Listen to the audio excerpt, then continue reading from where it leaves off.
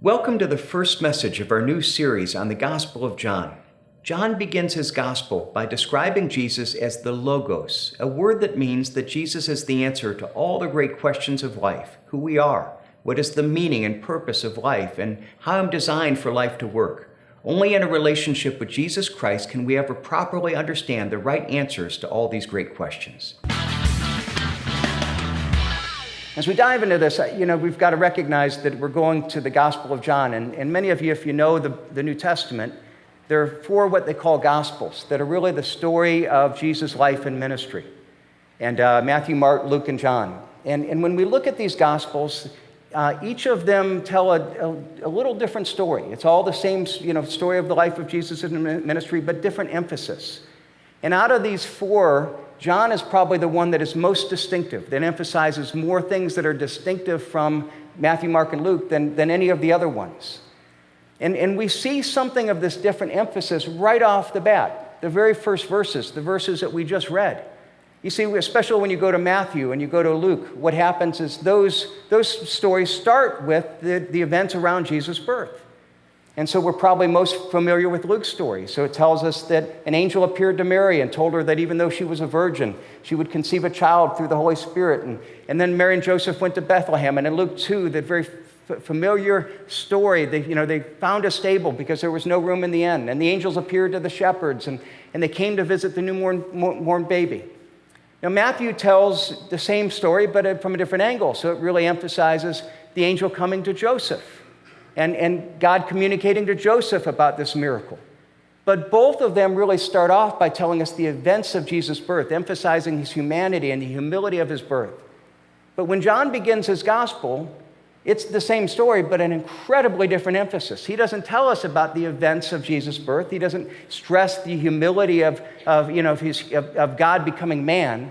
Instead, he gives us an incredibly different perspective, focusing on the meaning of who Jesus was. The meaning of God, that he was God come in human flesh. And so, again, if you have your Bibles, look at how he begins. He begins, in the beginning was the Word, and the Word was with God, and the Word was God. He was in the beginning with God. All things were made through him, and without him, not anything was made that has been made. Now, we look at that and you say, that's not only very different, it's kind of surprising. It's kind of, some of us, maybe we read it so many times, we're used to it. If you're relatively new to the faith and you haven't read this, you're like, that's a really unusual wording. The Word, and the Word was with God, and what does that mean? And clearly he's talking about Jesus, but it's kind of cryptic, it seems like. Well, it is an unusual description. And the key to the unusual aspect, and then the key to understanding it, is understanding of the meaning of the word translated in the English here as Word. In the beginning was the Word. You see, what he's doing is he's talking about the ultimate meaning and purpose of life, the biggest questions that we would ask. And right off the bat, what John is saying, he's making this an incredible statement. He's making an incredible claim that the ultimate questions in life that everyone's asking, that the philosophers are searching for, Jesus is the answer. Jesus is the answer to what we were created for, why we're here. He's the answer. Now, the key is understanding this Greek term that's translated as word. It's the Greek word logos. Now, again, for many of you that are here know that I seldom really get into the Greek or the Hebrew and what these words mean. And I do that in large part because there's value in studying those, and sometimes it might bring a little bit of depth to what it's saying, but usually the core meaning you could understand in English.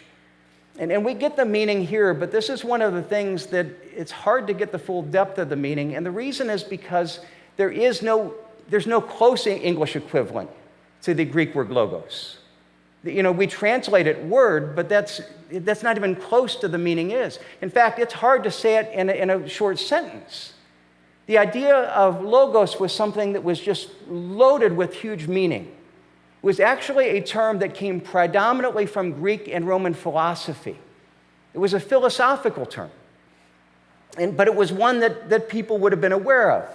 You see, what happened is that the Greek and Roman philosophers, they looked around and they saw nature, and they saw in nature balance, and they saw harmony and order, and they concluded that there must be some kind of cosmic, philosophical, or spiritual truth, some principle behind everything that brought order. And that's what they called the Logos, the ultimate answer to the ultimate questions, an organizing principle, a spiritual, philosophical truth that is behind everything, that explains everything, that unites everything.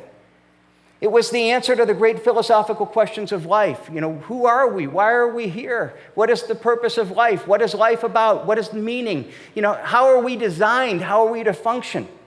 It literally, if we look at it, we translate it word probably the closest to it, and you get this, it's the root word from which we get the English logic.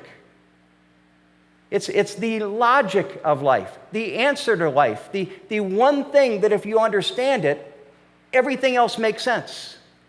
The ultimate reason and design of the universe.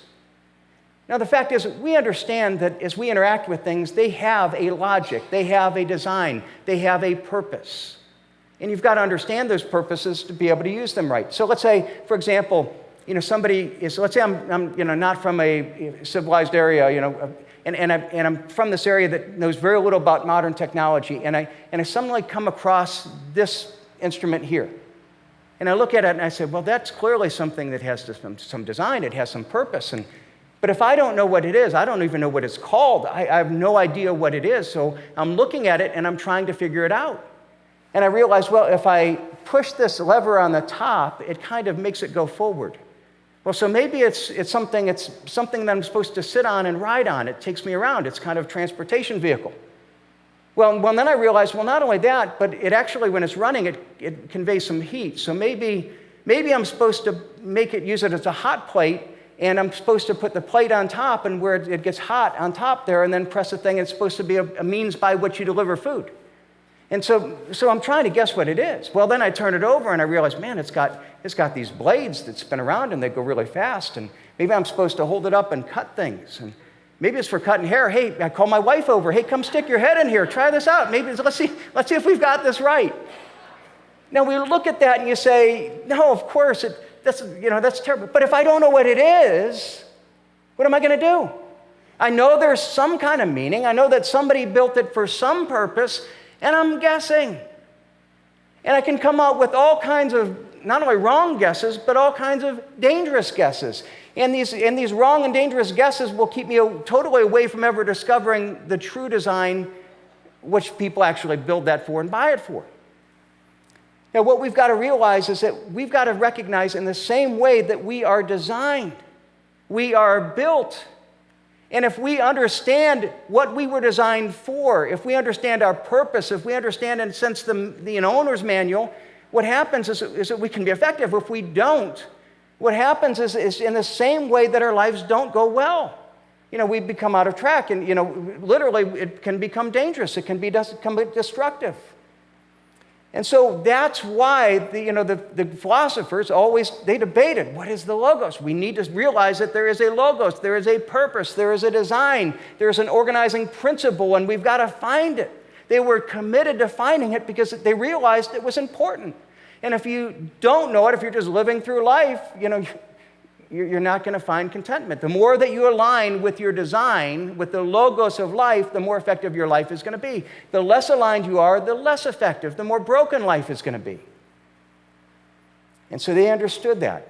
And they searched for that, and the philosophers tried to figure it out, but the fact is they couldn't figure it out. And some people had different opinions and different theories and whole different philosophical systems, and nobody could agree.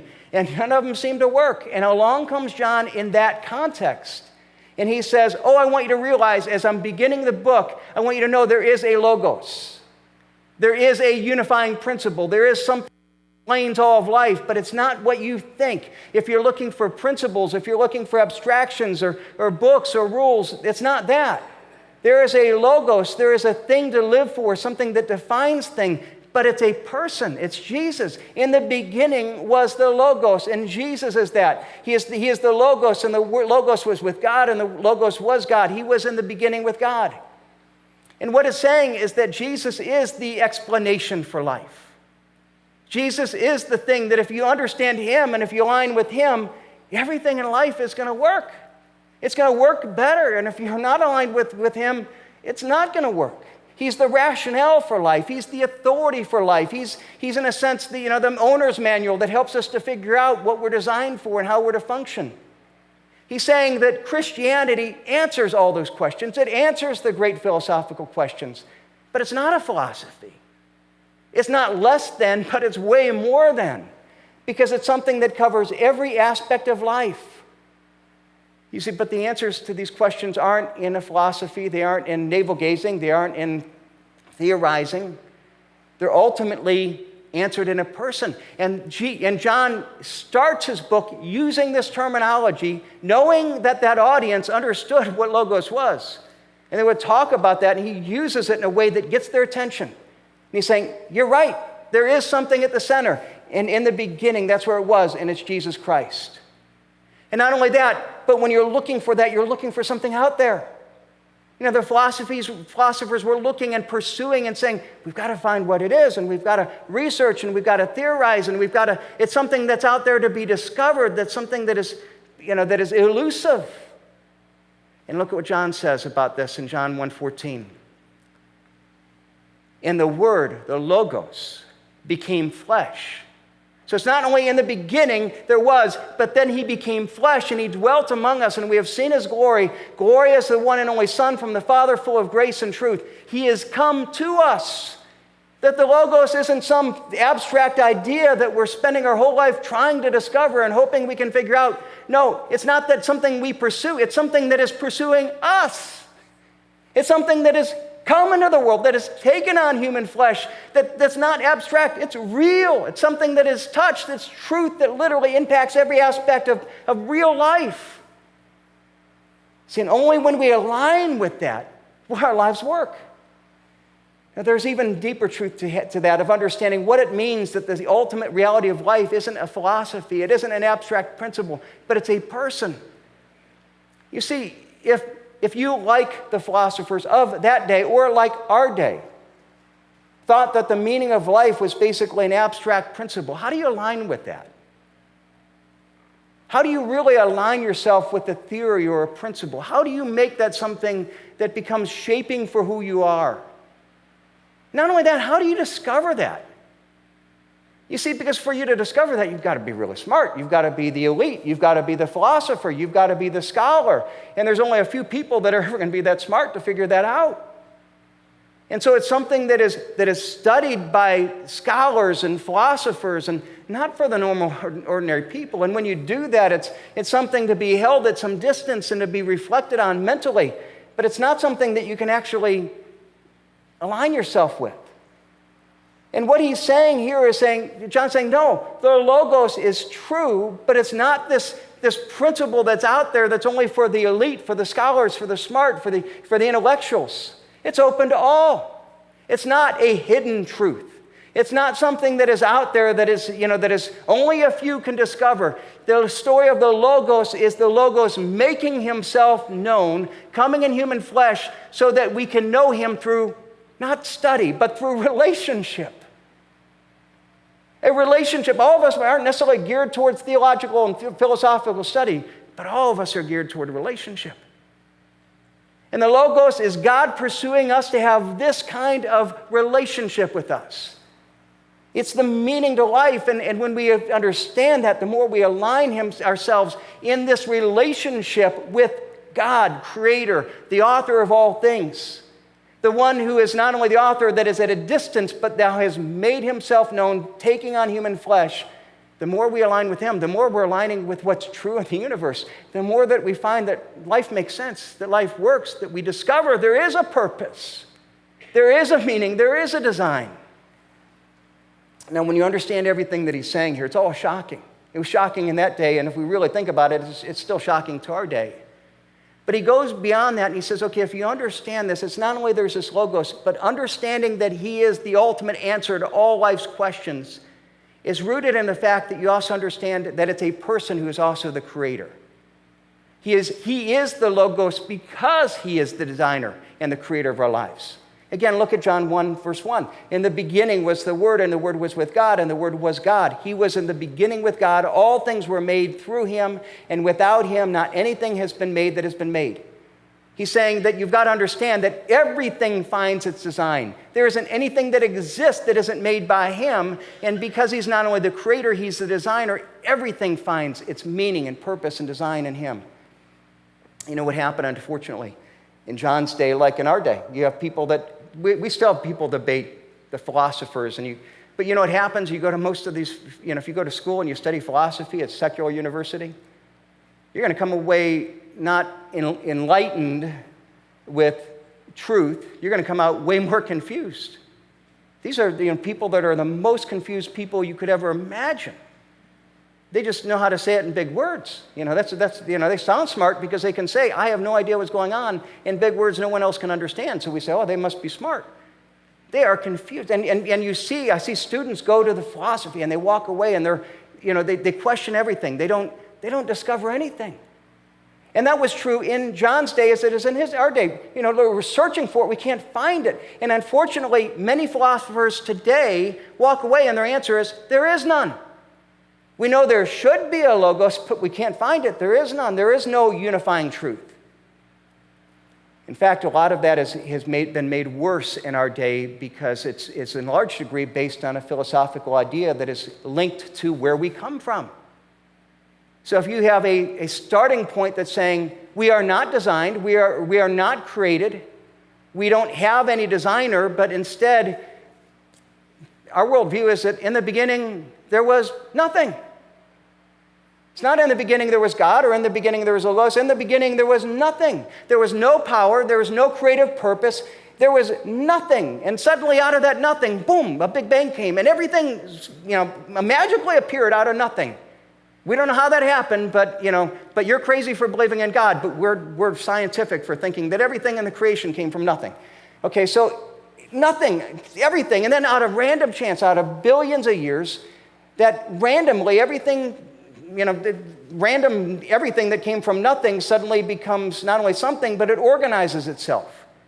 And somehow it organizes itself into planets, into stars and solar systems. And then by chance accumulation over billions of years, our planet somehow organized itself into life. And life started. And then that life somehow evolved and it became who we are today. But there was never any design. There was never any logos. There was never any plan or intention or purpose. We are all purposeless beings that are a result of the random biological process that led to our evolution. Now that's the philosophy of our day. They would say, even though our bodies appear to have intricate design, that's only an illusion. It appears. It's amazing. You see these scientist shows that talk about evolution, and they talk about design all the time. If you have design, you have a designer. Well, no, it only appears to have a design. We don't know how to explain it without saying design, but there's really no design. It's all accident. You see, it's not only that our bodies have no design, but our souls have no design. Our world has no design. There's no meaning. There's no purpose. There's no design for how we're to work, for how things are effective. No, instead, we just make everything up as we go. And so philosophy is figuring out what are the best things we can make up and what works for you. And if that works for you, that's your truth. But the terrible thing is that you see person after person look at the philosophers and look at the end of their life, and you find out that way too many of these people live by a set of rules, a purpose that they make up, and they get to their end of their life, and it totally destroys them. It's like they took the lawnmower and they're trying to cut their hair. That's what's happening. See, what we've got to realize is that when we look at that, that explains so much of what's going on, tragically in our culture. Think about suicide rates. Here we live in America. We live in a place of incredible wealth, incredible opportunity, the wealthiest country ever in the history of the world. We have all this technological advancement, all these things that's supposed to make life better. But in the last 18 years, suicide rates in America have gone up 30%. Across the board, at every level, every age gap, everything. It's now the 10th leading cause of death in America. Well, and then we have depression. Do you know, as Americans, we take more antidepressants than the rest of the world combined? We're people that are depressed, that are discouraged, that are calling it quits, that are pulling the end. And you've got to look at it and say, is it possible That maybe when you're teaching a philosophy that says there is no meaning in life, you have no value, you're just the root of accident, there is no purpose, that maybe those things are related. And what we see is we see the impact of those thinkings in our world, and unfortunately it's causing incredible destruction. It's like people trying to figure out a lawnmower and playing with it to figure out what its purpose is, and it's causing destruction. And John says, no, you got to start by understanding there is a logos, there is a design, there is a unifying purpose, there is an answer to all those things in life, but it's all found in the Creator. It's the Creator who is the source of all meaning, purpose, and design. When He made us, He wrote those things into our DNA physically and spiritually. He designed the world to work in that way. And He's teaching us, look at this. It's not only that there is a logos, but you understand that the logos comes from the identity or from the fact that He created us with purpose. There is a Creator who made us and designed us and gave us value because we're created in God's image, gave us purpose in life that we live for something that has eternal significance. And again, look at what He says, John 1, in the beginning was the Word, the Logos, and the Word was with God. The Word was God. He was in the beginning with God. All things were made through Him. Without Him, not anything was made that has been made. And I want you to notice even in this, there is an echo here.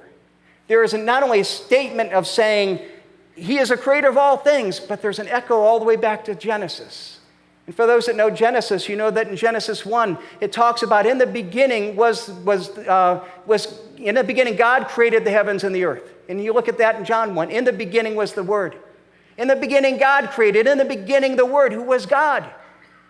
And He created. And He's clearly linking all this back to the idea of creation.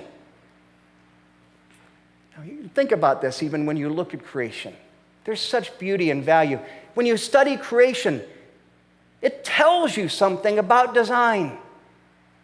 There's such beauty when you look at that and you say, why is it that there's the beauty of these things? Why is it, not only is there this beauty, but why does the ecosystems that are so delicately balanced, they work perfectly?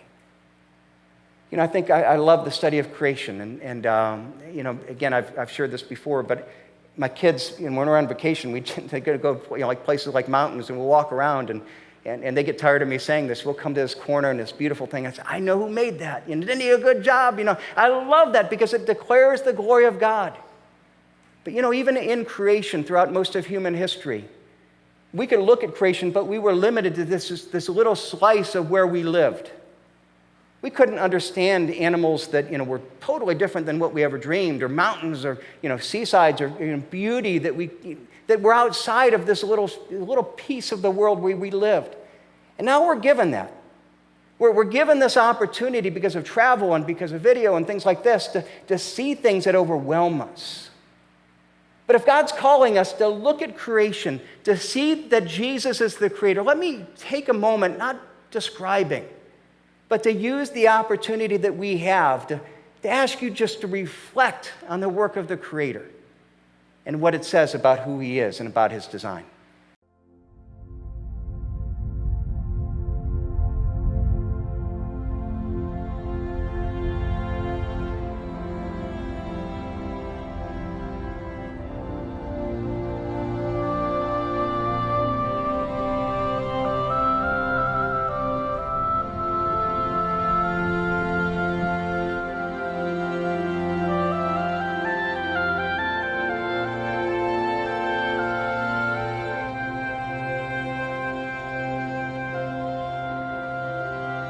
I have felt the wind blow, whispering your name. I have seen your tears fall when I watch the rain. And how could I say there is no God when all around creation calls a singing bird, a mighty tree, the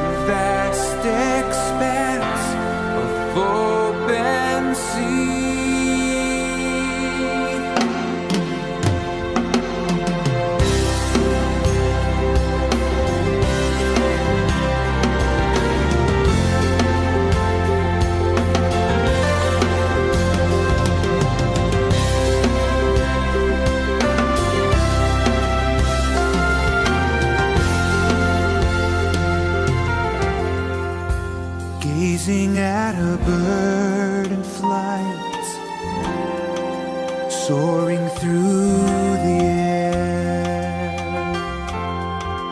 lying down beneath the stars. I feel your presence there. I love to stand at ocean shore and feel the thundering breakers roar, to walk through golden fields of grain, neath endless blue horizons frame.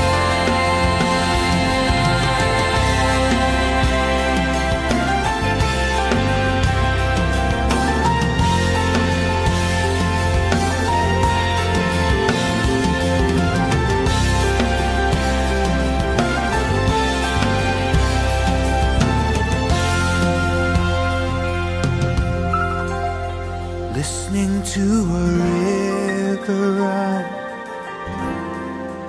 watering the earth, fragrance of a rose in bloom, a newborn's cry at birth. How could I say there is no God when all around creation calls? A singing bird, a mighty tree, the vast expanse of open sea. I love to stand at ocean shore and feel the thundering breakers roar, to walk through golden fields of grain, neath endless blue horizons frame. I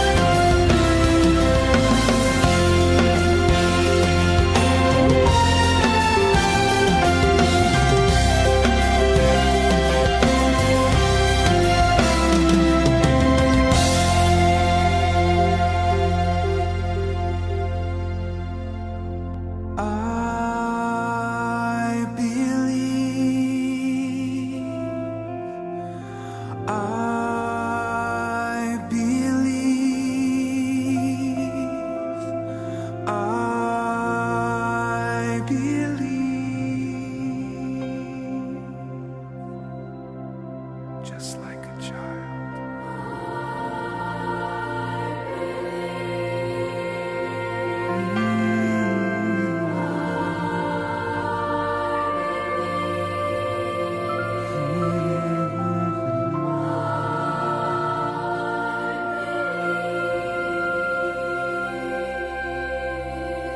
I believe.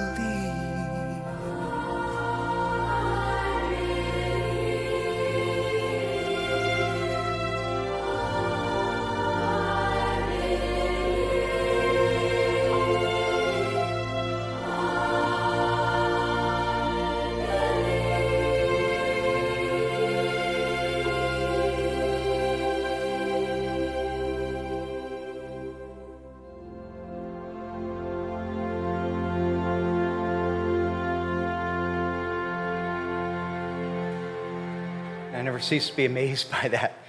You look at that and you say, that is our Creator.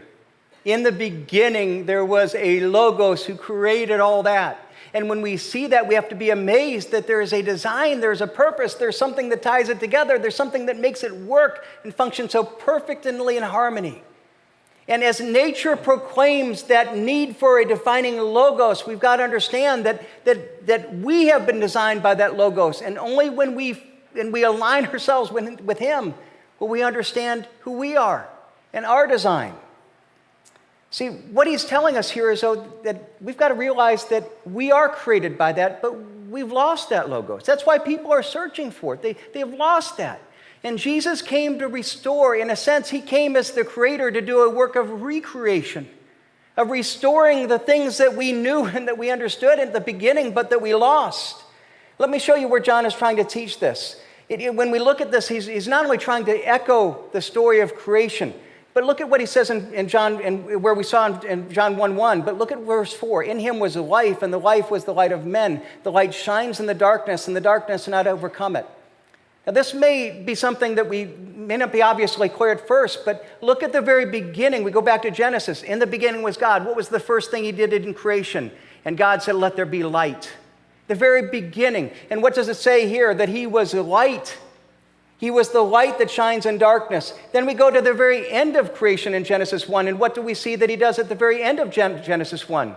And we're told that he formed the man out of the garden of ground, and he breathed into his nostrils a breath of life, and so he created life. So now when we see that, we see, what does it say? What does that echo? In him was life, and the life was the light of men. This life shines in darkness, and the darkness has not overcome it. That he's restoring lost light. He's restoring the life that we were created for. And it's only when we align ourselves with him will it make sense.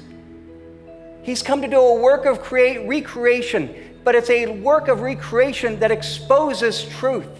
What is the Logos? The Logos is the overwhelming truth, the design, what we were created for. And the light exposes what is true. It exposes what we're created for.